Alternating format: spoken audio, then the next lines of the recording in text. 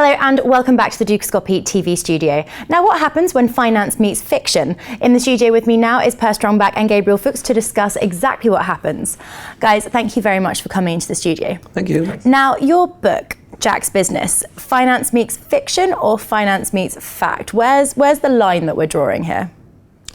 Well, I mean, it's a true story. The storyline is all true. A lot of the ongoings actually happened. I would say if it's too outlandish to seem to be true, those parts are obviously the ones that are true. The characters do exist. So I mean, it is based on a true story with a lot of truth in it. And the things that have been added to get the storyline moving, I think you would find in any finance company anyway, you know. So I quite a few people read it before it was published, when it was written, and they all recognize themselves. And could you give me just sort of a brief synopsis of exactly what the book is about? Well, Jack's Business is the true story of setting up a fund of hedge fund, which has been extremely popular up until recently, I'd say.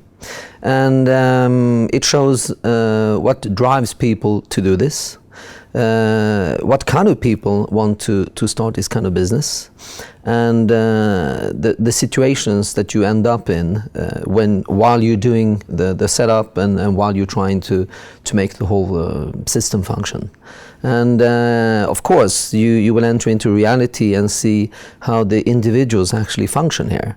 And that's probably the most important thing about this book. How do people function in an environment like this one? Yeah, this is not a technical book in any sense. This is character-driven. You know, this is more about the people actually being there. And I mean, I grew up with Wall Street in the 80s. You know, I saw Wall Street, the movie, and I have to say, when you've seen Wall Street and then you learn what's really going on, Wall Street is like a kindergarten compared to the truth.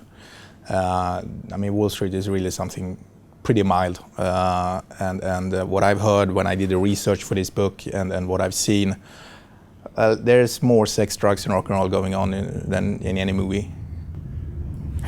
And actually, you know, there are quite a lot of outlandish sort of events that take place in the book.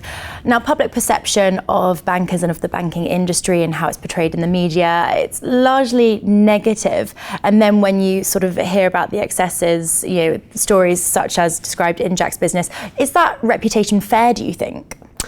I think that, as you would also have in sports, a lot of people are fair players, but some are divas and will behave in a way that makes different kind of sports less appreciated. It's the same thing in the financial market. You have a lot of extremely intelligent and you know, due diligence oriented people, but then again we have the divas, the people that are there for the money, for the big egos, and that will obviously create a situation where the public environment think that these people are acting very obnoxiously. They are very visible also because we're talking money. So, you know, if you're visible in the financial business, it's because you spend more or you have more. So it's very visible also. Whereas if you do other things, you might be just as a depicable person, but it won't be that visible, you know. So there are more extremes in the finance market, which obviously allows people to see what's not going on in a very visible way. But now, given sort of the state of the current economic environment and shrinking margins, budget cuts, you know, is this kind of behaviour more regulated now, or, you know, do we still see it going on, or does it come back to, you know, as we previously discussed, reputation? Is more regulated, do you think? No, you can't regulate the fact that people that are driven by success measured in this case in money and power, that they want to show this to people around them. You can't regulate that away. Of course you'll have the change in regulation when it comes to financial instruments and the market. Having said that, and that is described in the book, once you create a financial instrument, it takes roughly 2 years for the governments to realize what this actually does. Another 3 years until the clients really understand what they bought into, and then the regulation comes and prohibits, and then the financial market reinvents itself and creates a new instrument. So, with new money coming in. So, I don't think it changes. There will always be a way to make money, you know. And people will always want to show that they do. Guys, thank you very much for coming in. Best of luck with the book. Thank you. Thank you. We'll be back shortly with more exclusive interviews. For now though, goodbye.